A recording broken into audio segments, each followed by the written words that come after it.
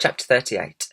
5 minutes later they were all safely down, and James was excitedly telling his story to a group of flabbergasted officials, and suddenly everyone who had come over on the peach was a hero. They were all escorted to the steps of City Hall, where the Mayor of New York made a speech of welcome. And while he was doing this, 100 steeplejacks, armed with ropes and ladders and pulleys, swarmed up to the top of the Empire State Building and lifted the giant peach off the spike and lowered it to the ground. Then the mayor shouted, "We must now have a ticker-tape parade for our wonderful visitors." And so a procession was formed, and in the leading car, which is an enormous open limousine, sat James and all his friends. Next came the giant peach itself. Men with cranes and hooks had quickly hoisted it onto a very large truck, and there it now sat, looking just as huge and proud and brave as ever. There was, of course, a bit of a hole in the bottom of it where the spike of the Empire State Building had gone in, but who cared about that, or indeed about the peach juice that was dripping out of it onto the street? Behind the peach, skidding about all over the place in the peach juice, came the mayor's limousine, and behind the mayor's limousine came about 20 other limousines carrying all the important people of the city. And the crowds went wild with excitement. They lined the streets, and they leaned out of the windows of the skyscrapers, cheering and yelling and screaming and clapping and throwing out bits of white paper and ticker tape. And James and his friends stood up in their car and waved back at them as they went by. Then a rather curious thing happened.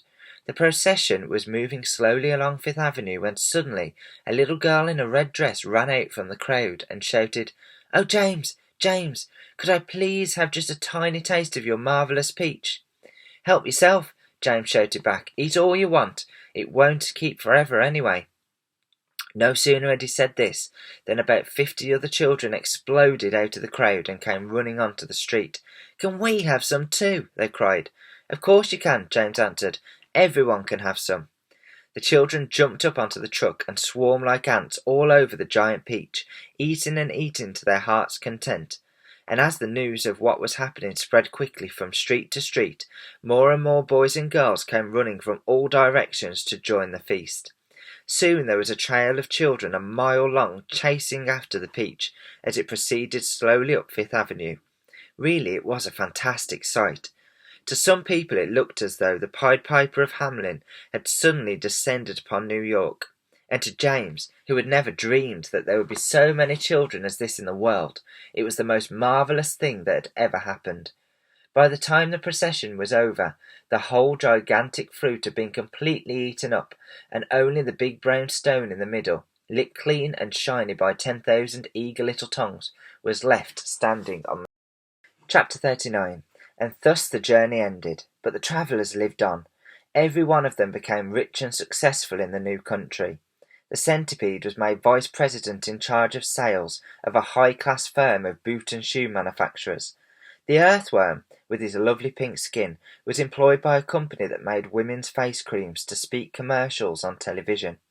The silkworm and Miss Spider, after they had both been taught to make nylon thread instead of silk, set up a factory together and made ropes for tightrope walkers.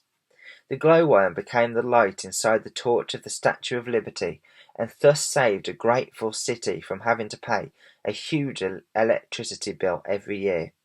The old green grasshopper became a member of the New York Symphony Orchestra, where his playing was greatly admired. The ladybird, who had been haunted all her life by the fear that her house was on fire and her children all gone, married the head of the fire department and lived happily ever after. And as for the enormous peach stone, it was set up permanently in a place of honour in Central Park and became a famous monument. But it was not only a famous monument, it was also a famous house, and inside the famous house there lived a famous person, James Henry Trotter himself. And all you have to do any day of the week was to go and knock up on the door, and the door would always be open to you, and you would always be asked to come inside and see the famous room where James had first met his friends. And sometimes, if you were very lucky, you would find the old green grasshopper in there as well, resting peacefully in a chair before the fire. Or perhaps it would be the ladybird who had dropped in for a cup of tea and gossip, or the centipede to show off a new batch of particularly elegant boots that he'd just acquired. Every day of the week, hundreds and hundreds of children from far and near came pouring into the city to see the marvellous peach stone in the park. And James Henry Trotter, who once, if you remember, had been the saddest and loneliest little boy that you could ever find, now had all the friends and playmates in the world. And because so many of them were always begging to tell and tell the story again of his adventures on the Peach, he thought it would be nice if one day he sat down and wrote it as a book. And so he did. And that is what you have just finished reading. The end.